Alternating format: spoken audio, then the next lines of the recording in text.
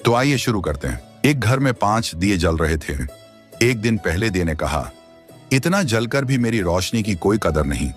आज मैं सबके लिए व्यर्थ हूं। इससे तो बेहतर है कि मैं बुझ जाऊं। यह कहकर वह दिया बुझ गया। जानते हो वह दिया कौन था?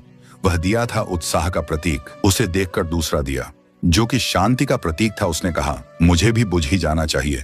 मैं निरंतर दुनिया को शांति की रोशनी दे रहा हूं, पर फिर भी लोग हिंसा करते हैं। यह कहकर वह दिया भी बुझ गया।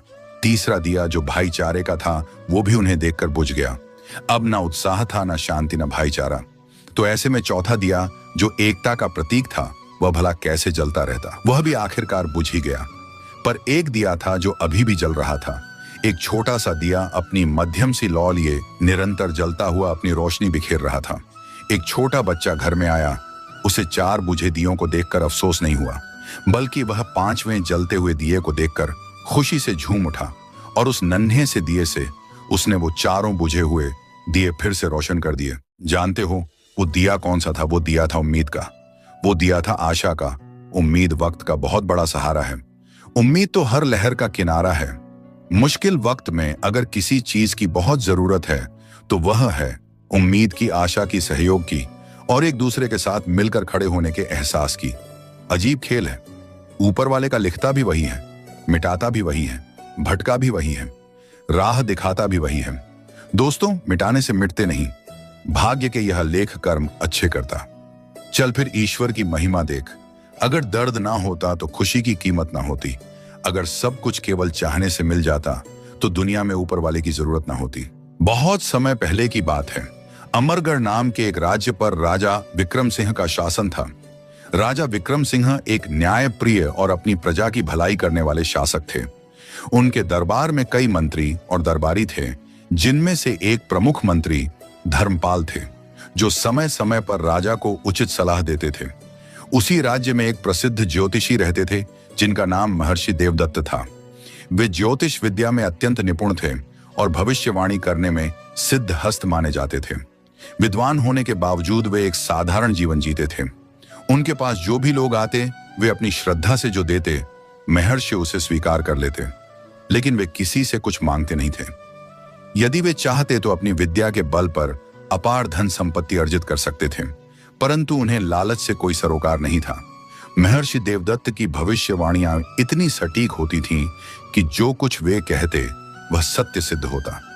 धीरे धीरे उनके ज्ञान और सत्यवादिता की चर्चा पूरे राज्य में फैलने लगी। ये समाचार मंत्री धर्मपाल तक भी पहुंचा। मंत्री ने अपने एक सेवक को महर्षि देवदत्त के पास भेजा और संदेश दिया कि वे उनसे मिलना चाहते हैं। किंतु महर्षि देवदत्त ने मिलने से मना कर दिया और उत्तर दिया, यदि मंत्री जी मुझसे मिलना चाहते हैं तो उन्हें स्वयं मेरे पास आना होगा। मुझे उनसे मिलने की कोई इच्छा नहीं है। मंत्री धर्मपाल को यह अपना अपमान प्रतीत हुआ। वे सोचने लगे, एक साधारण व्यक्ति की यह हिम्मत कि वह मेरे आदेश को टाल दे। फिर कुछ विचार कर वे स्वयं महर्षि देवदत्त के घर जा पहुंचे। महर्षि ने उनका स्वागत करते हुए कहा, मंत्रीवर, मैं एक साधारण व्यक्ति हूं। बताइए, मैं आपकी क्या सेवा कर सकता हूं?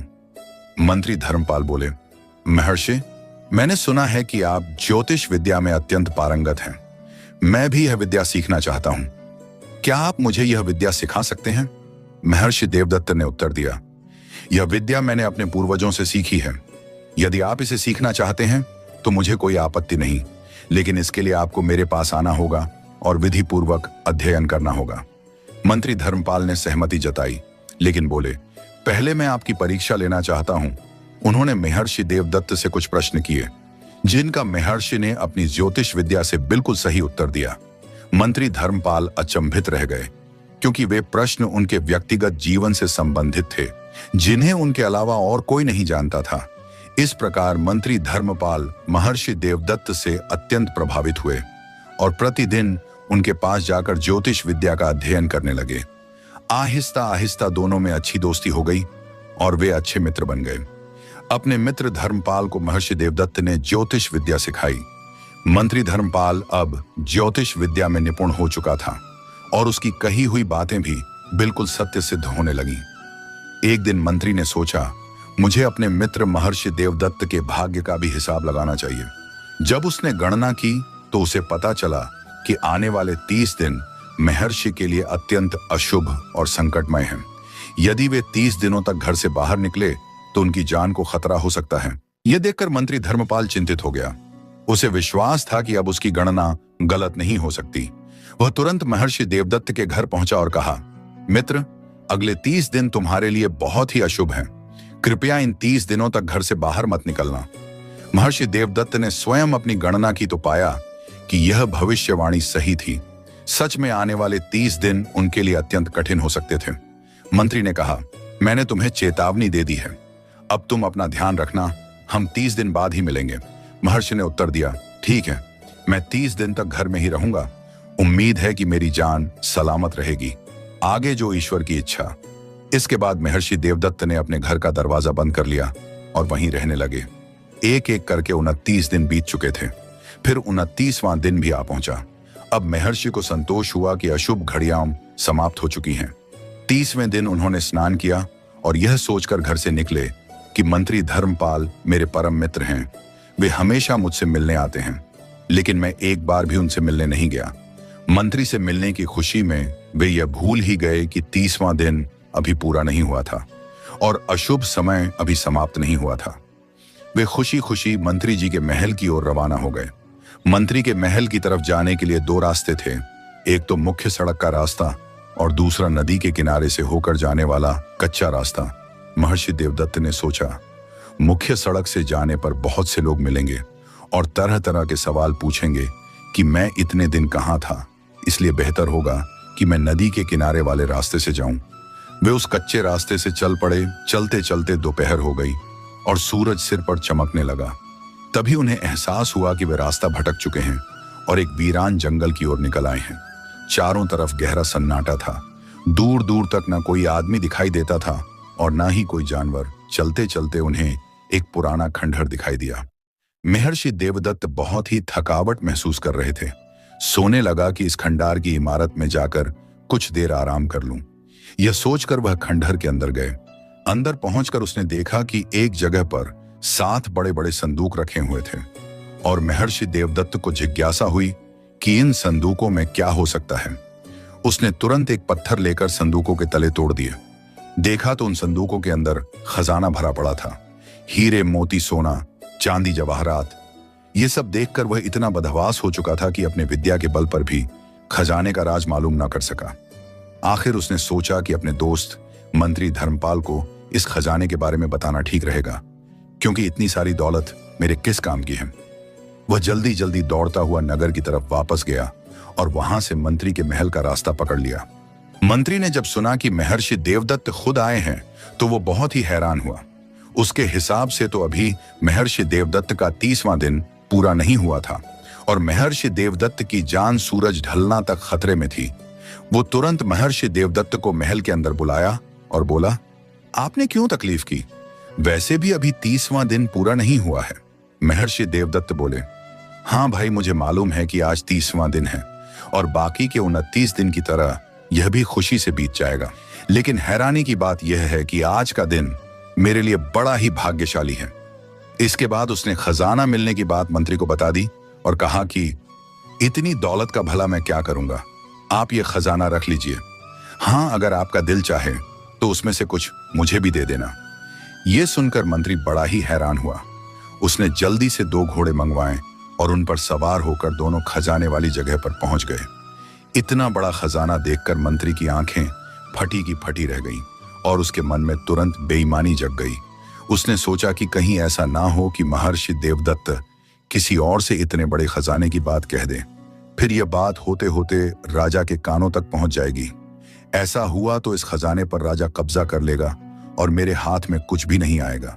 इसीलिए जरूरी है कि महर्षि देवदत्त का काम तमाम कर दिया जाए और उसे मार डाला जाए।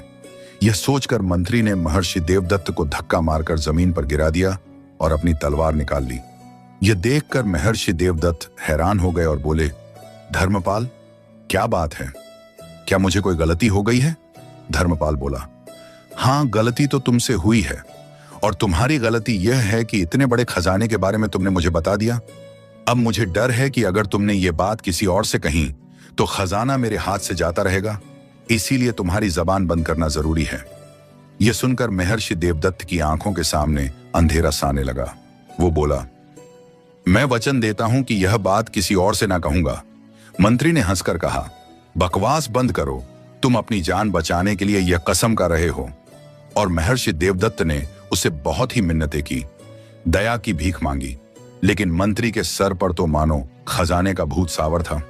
जब महर्षि देवदत्त ने देखा कि उसकी जान बचाने की कोई उम्मीद नहीं है, तो वह बोला, धर्मपाल, अगर तुम मेरी जान लेना ही चाहते हो तो मेरी एक आखिरी इच्छा पूरी कर देना। धर्मपाल बोला, बोलो क्या इच्छा है? महर्षि देवदत्त दुखी मन से बोले, मेरी पत्नी को बच्चा होने वाला है, उसे कभी मत बताना कि मेरी मौत हो चुकी है। धर्मपाल ने कहा, ठीक है, मैं तुम्हारी यह इच्छा जरूर पूरी करूंगा।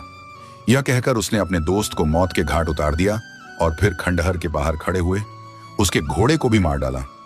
दोनों के शवों को खंडहर के ही अंदर जमीन में दबा दिया, नदी में हाथ पैर धोए और वापस अपने महल को लौट आया। अब वो बिल्कुल संतुष्ट था कि वो खजाने का अकेला मालिक है। उसने अपने सबसे भरोसेमंद नौकरों को बुलाया और रातों रात उस खजाने को अपने महल में ले आया। राज्य के सबसे बेहतरीन कारीगरों को बुलाकर उसे खंडहर को तोड़वाकर एक शानदार महल बनाने का आदेश दे दिया गया। कुछ ही महीनों में नदी के किनारे पर एक शानदार महल बनकर तैयार हो गया। इसी दौरान मंत्री ने महर्षि देवदत्त की पत्नी को बुलाया और उससे कहा कि महर्षि देवदत्त को मैंने एक विशेष काम से दूसरे देश में भेज दिया है। कुछ दिनों के बाद महर्षि देवदत्त के घर पर एक चांद से बच्चे का जन्म हुआ। बेटे का नाम वीरेंद्र रखा।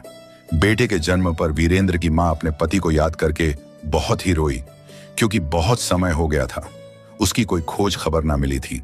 वो बदनसीब कई बार अपने पति के बारे में पता करने के लिए मंत्री के महल में गई, मगर पहरेदारों ने उसे धक्के देकर बाहर निकाल दिया। वो इसी को अपना भाग्य समझकर घर बैठ गई और मेहनत मजदूरी करके अपने बच्चे को पालने लगी। और महर्षि देवदत्त का बेटा वीरेंद्र बहुत ही बुद्धिमान था। उसकी मां ने उसकी शिक्षा के लिए पास ही में रहने वाले एक पंडित जी के पास भेजा। समय गुजरता गया और वीरेंद्र बड़ा होने लगा। उसकी बुद्धि दूसरों के मुकाबले बहुत ही तेज थी। समय बीता और वीरेंद्र अब युवा हो चुका था। सब लोग कहते थे कि वह अपने पिता महर्षि देवदत्त से भी ज्यादा बुद्धिमान है। एक दिन वीरेंद्र को अपने घर पर एक पुरानी किताब मिली। उसने अपनी मां से उस किताब के बारे में पूछा तो मां ने कहा, बेटा, ये तुम्हारे नाना की लिखी हुई किताब है। वो भी एक बहुत ही बड़े ज्योतिष और भविष्यवक्ता थे। वीरेंद्र को वो किताब बड़ी ही दिलचस्प लगी। किताब के पहले पन्ने पर ही लिखा था कि जो भी इस किताब को पूरा पढ़कर समझ लेगा वो भूत और भविष्य की सभी बातें जान सकेगा और साथ ही साथ किसी के भी मन की बात जान पाएगा। वीरेंद्र उस किताब को बड़े ही ध्यान से पढ़ने लगा। थोड़ी देर के बाद वो चिल्ला चिल्ला कर रोने लगा। साथ ही किताब भी पढ़ते जा रहा था। फिर अचानक ही हंसने लगा। उसकी मां हैरानी से यह सब देख रही थी और पूछने लगी, क्या हुआ बेटा, तुम कभी हंस रहे हो तो कभी रो रहे हो? वीरेंद्र बोला, मां, यह एक अजीबो गरीब किस्म की किताब है। इसे पढ़कर मुझे पता चल गया है कि मेरे पिता को एक जालिम आदमी ने मार डाला है। यही वजह है कि मैं रो पड़ा। और हाँ, इसलिए कि एक दिन मैं अपने पिता की मौत का बदला उसे जरूर लूंगा। सच बात जानकर वीरेंद्र की मां बहुत रोई, लेकिन वीरेंद्र ने उसे दिलासा दिया, मां, यह किताब मुझे बताती है कि एक दिन राजा विक्रम सिंह मुझे अपना मंत्री बनाएंगे और मेरे पिता का कंकाल अभी भी वहीं पर दबा हुआ है। जहां मंत्री धर्मपाल ने अपना नया महल बनवाया है, उसने वहीं पर मेरे पिता की हत्या की थी। अच्छा, अब मैं बाजार जाकर कुछ खाने पीने का राशन लेकर आता हूं। वीरेंद्र की मां ने कहा कि लेकिन बेटा, राशन के लिए हमारे पास पैसे तो नहीं है। मां, आप चिंता मत कीजिए, इस किताब ने मुझे ऐसा तरीका बताया है जिससे बिना पैसे के ही हमें राशन मिल जाएगा। यह कहकर वीरेंद्र गांव के बनिए के पास गया और बनिए से बोला, क्या तुम मुझे जानते हो? बनिए ने कहा, तुम महर्षि देवदत्त के बेटे हो। वीरेंद्र ने जवाब दिया, ठीक कहा, तुम कल से रोज मेरे घर पर 2 बोरी आटा, 3 बोरी चावल और 1 बोरी दाल और घी भेज दिया करना। दुकानदार बोला, वह तो ठीक है, लेकिन इसके पैसे कौन देगा? वीरेंद्र ने घुरकर बनिए को देखा और कहा, तुम भूल गए कि अभी कुछ दिन पहले ही मैं एक किसान को तुम्हारे पास 50 मन अनाज बेचने के लिए लाया था और तुमने धोखे से उसका सारा अनाज हथिया लिया था। और यही बात मैं अपने न्यायप्रिय राजा को बता दूंगा तो वो तुम्हें काल कोठरी में डाल देंगे। वीरेंद्र के मुंह से यह बात सुनकर बनिया थर थर कांपने लगा। वीरेंद्र ने तो उसका सार राज जान लिया था और यह बात सच भी थी कि उसने पिछले महीने एक किसान को लूट लिया था जिसे वीरेंद्र लेकर आया था। बनिया हैरान था कि वीरेंद्र को यह राज की बात कैसे मालूम हुई। वह तुरंत हाथ जोड़कर बोला, ठीक है, मैं वही करूंगा जैसा तुम कहते हो, लेकिन मेरी शिकायत महाराज से मत करना। वीरेंद्र वापस अपने घर चला गया। अब वो आराम से अपने नाना की लिखी हुई किताब पढ़ने लगा। जैसे जैसे वो किताब को पढ़ता चला गया, सैकड़ों और हजारों बातें उसे मालूम होती चली गईं। यहां तक कि वो इस विद्या में इतना माहिर हो गया कि रास्ते चलते आदमियों के दिल की बात भी वो जान लेट था।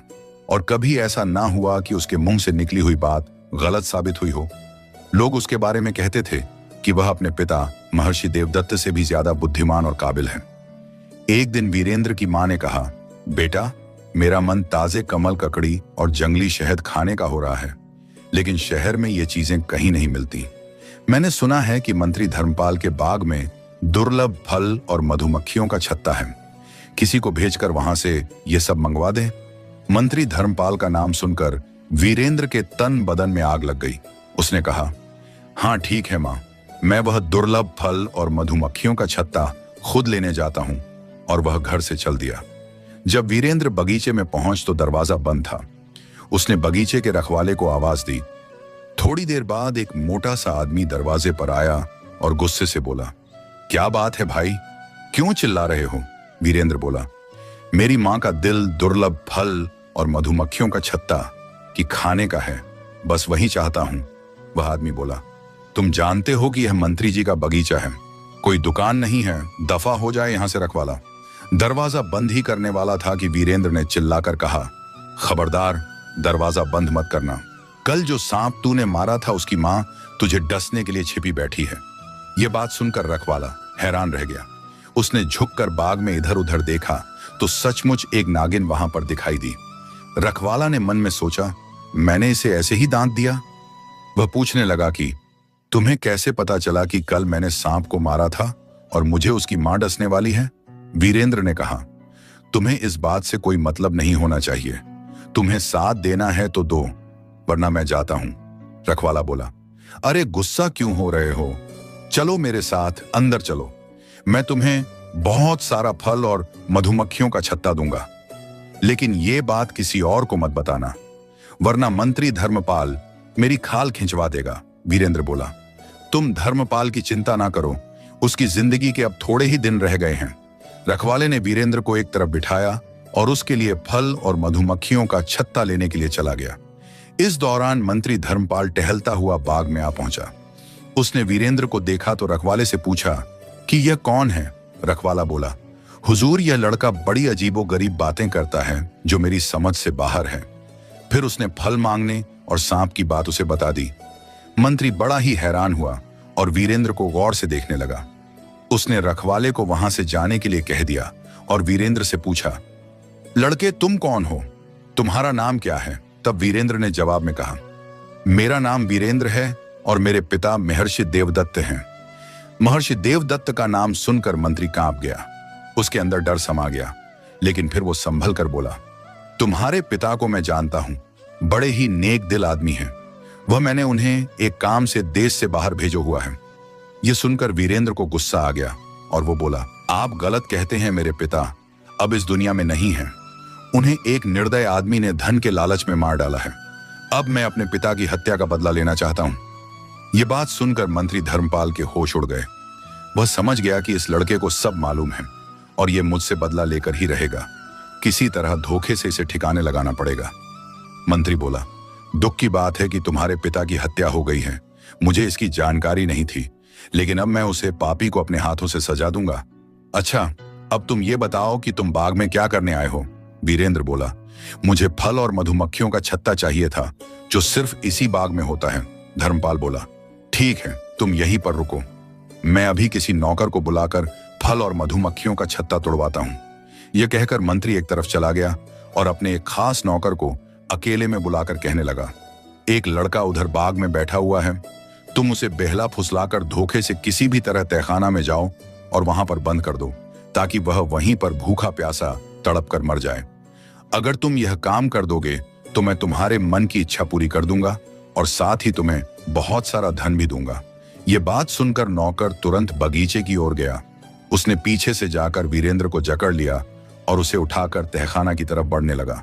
वीरेंद्र ने चिल्लाकर कहा, अरे नौकर, तुम ये क्या कर रहे हो? धर्मपाल तुम्हारे मन की इच्छा कभी पूरी नहीं करेगा। वो झूठा आदमी है। अगर तुमने मुझे मारा तो धर्मपाल तुझे भी जिंदा नहीं छोड़ेगा। नौकर हैरान हुआ और उसे नीचे रखकर धीरे से बोला, तुम्हें क्या पता कि मेरे मन में क्या इच्छा है? वीरेंद्र बोला, मैं सब कुछ जानता हूं। तुम मंत्री की बेटी से शादी करना चाहता है और मन ही मन में मंत्री की बेटी भी तुझे प्यार करती है। नौकर वीरेंद्र के कदमों में गिर पड़ा और बोला, हाँ, मेरी यही इच्छा है।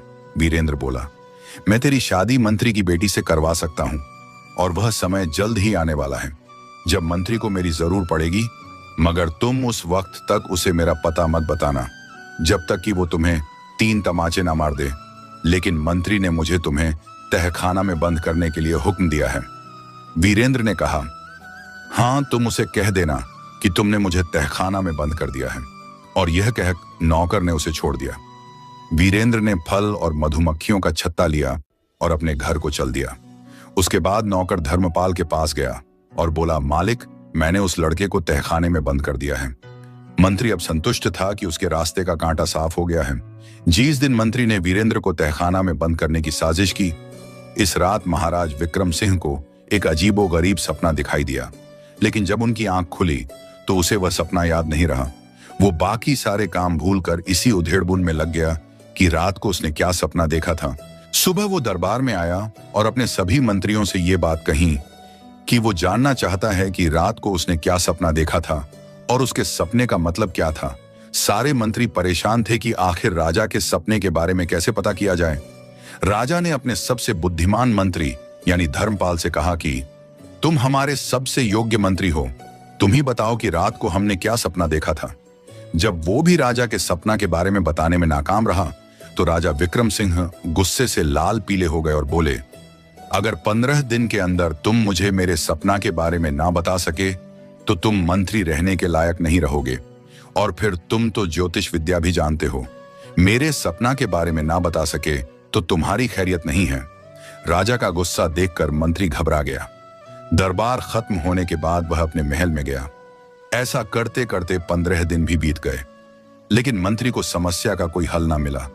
तभी अचानक उसे महर्षि देवदत्त के बेटे का ख्याल आया। मन में वो सोचने लगा कि मैंने क्यों उसे मरवा दिया। अगर वो आज जिंदा होता तो जरूर सपने के बारे में मुझे बता देता।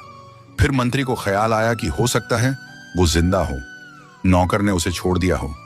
फिर उसने इस नौकर को बुलाया और कहा, बहुत दिन पहले मैंने तुम्हें एक लड़के को तहखाना में डालने को कहा था। मुझे यकीन है कि वो तुम्हारे हाथों से बस निकाला होगा। नौकर ने कहा, नहीं हुजूर, मैंने तो उसे तहखाना में बंद कर दिया था। अब तक तो उसकी हड्डियां भी गल गई होंगी। मंत्री आज बावला हुआ और नौकर को एक के बाद एक 3 तमाचे मारने लगा और बोला, तू झूठ बोलता है, सच बता। नौकर बोला, मालिक, सच बात तो यह है कि वह लड़का जिंदा है। मंत्री यह बात सुनकर खुश हुआ और बोला, यह बात तूने पहले मुझे क्यों नहीं बताई? नौकर बोला, हुजूर, यह बात मुझे इस लड़के ने कही थी कि जब आप 3 तमाचे मुझे मारे तभी मैं आपको सच बताऊं। मंत्री ने कहा, ठीक है, अब तुम जाओ और वीरेंद्र को लेकर आओ। नौकर तुरंत वीरेंद्र के घर पर गया और उसे लेकर मंत्री के पास आया। मंत्री ने वीरेंद्र से माफी मांगी और कहने लगा कि राजा विक्रम सिंह ने एक सपना देखा है और वो भूल चुका है कि क्या सपना था। तुम अपनी विद्या के बल पर उसका सपना बताओ और उस सपने का मतलब भी बताओ, तभी सब दरबारी की जान बच सकती है। वीरेंद्र ने कहा, ठीक है, अगर यह बात है तो कल आप दरबार में राजा से कहिएगा कि आपका एक शिष्य राजा के सपने के बारे में बता सकता है और फिर दरबार में मुझे बुला लीजिएगा। मैं वहीं पर राजा के सपने का राज बता दूंगा। इस समय मुझे अब जाने दीजिए। मंत्री बेचारा क्या करता, वह इस बात पर राजी हो गया। अगले दिन राज दरबार में मंत्री ने राजा से बात कही कि मेरा एक शिष्य है जो आपके सपने का रहस्य बता सकता है। राजा ने तुरंत एक सिपाही को वीरेंद्र को बुलाने के लिए भेज दिया। थोड़ी देर बाद सिपाही खाली हाथ लौटकर वापस आया और बोला, हुजूर, वीरेंद्र राज दरबार में आने को तैयार है, परंतु उसे कोई सवारी पसंद नहीं आ रही। उसने एक अजीब शर्त रखी है। कहता है कि वो सिर्फ मंत्री धर्मपाल की पीठ पर सावर होकर ही महल में आएगा। दरबार में सब यह बात सुनकर जोर जोर से हंसने लगे और राजा भी। फिर राजा ने कहा, मंत्री जी, लगता है आपने अपने शिष्य को बड़ी ही तकलीफ दी है, इसीलिए वह आपको बेइज्जत करना चाहता है। खैर, कारण जो भी हो, हमें अपने सपने के बारे में जानना है। आप वही करिए जैसा कि आपके शिष्य ने कहा है। जाओ और उसे अपनी पीठ पर बिठा कर ले आओ। मंत्री ना चाहते हुए भी शर्मिंदगी के साथ वीरेंद्र के घर पर पहुंचा और वीरेंद्र उछलकर उसकी पीठ पर बैठ गया और चाबुक मारता हुआ रास्ते भर यह बोलता हुआ आया कि देखो ए लोगों, आज मैं अपने पिता के हत्यारे के साथ क्या सलूक कर रहा हूं। महल पहुंचकर वह मंत्री की पीठ से उतरा और राजा ने पूछा, युवक, पहले यह बताओ कि मंत्री ने तुम्हारे साथ ऐसा क्या किया है जो तुमने उसे यह सजा दी। वीरेंद्र बोला, महाराज, इसने मेरे बेकसूर पिता की हत्या की है। मंत्री चिल्लाया, हुजूर, यह झूठ बोल रहा है। मैंने इसके पिता को एक काम से देश से बाहर भेजा हुआ है। वीरेंद्र ने कहा, नहीं महाराज, मेरे पिता का और उसके घोड़े का हड्डियों का कंकाल आज भी नदी के पास इसके महल के नीचे मौजूद है। राजा बहुत ही हैरान था। उसने कहा, ठीक है, मैं इस बात की छानबीन करवाऊंगा। पहले तुम यह बताओ कि मैंने क्या सपना देखा और उस सपने का मतलब क्या है। वीरेंद्र ने कहा, महाराज, आपने में देखा कि आसमान से एक उड़ता हुआ पक्षी आया। उसकी सोंच में अंगूर का एक गुच्छा था। उसे अंगूर के गुच्छे में 7 दाने थे। पक्षी ने वो गुच्छा आपके हाथ पर रखा और उड़ गया। लेकिन जब आप अंगूर खाने लगे तो एक कौवा आया और उस गुच्छे को आपके हाथ से लेकर उड़ गया। राजा ने कहा, सच, बिल्कुल सच, मैंने बिल्कुल यही सपना देखा था। अब तुम यह बताओ कि इस सपने का मतलब क्या है। वीरेंद्र ने कहा, महाराज, आपके सपने की सच्चाई आपके सामने ही मौजूद है। मेरे पिता महर्षि देवदत्त को जंगल में 7 संदूक मिले थे जिसके अंदर खजाना भरा हुआ था। मेरे पिता ने इस बात की जानकारी मंत्री जी को दी तो मंत्री जी ने लालच में आकर मेरे पिता की हत्या करवा दी ताकि वह खजाने की बात किसी और को ना बता सके। और जो खजाना राज खजाने में जाना चाहिए था वह इस मंत्री के कब्जे में है। मेरे पिता और उनके घोड़े को मारकर मंत्री जी ने वही जमीन में गाड़ दिया था। यही आपके सपने की असलियत है। यह सुनकर राजा ने मंत्री को तुरंत गिरफ्तार कर लिया गया और उसके महल की तलाशी ली गई, जहां पर वो 7 खजाने से भरे हुए संदूक भी मिल गए। उसके महल के बाग की खुदाई की गई, जहां महर्षि देवदत्त और उसके घोड़े की हड्डियों के कंकाल मिले। मंत्री जी के सारे अपराध उजागर हो चुके थे। वो राजा से माफी मांगने लगा, लेकिन न्यायप्रिया राजा ने उसे मृत्युदंड की सजा सुना दी। फिर वीरेंद्र ने अपने पिता की अस्थियों को पूरे रीति रिवाज से उनका अंतिम संस्कार किया। इसके बाद राजा ने वीरेंद्र से कहा, बेटे, तुम बहुत ही बुद्धिमान और योग्य युवक हो। मैं चाहता हूं कि तुम मेरे मंत्री बन जाओ। वीरेंद्र ने यह प्रस्ताव स्वीकार कर लिया और कहा, महाराज, मेरी एक प्रार्थना है।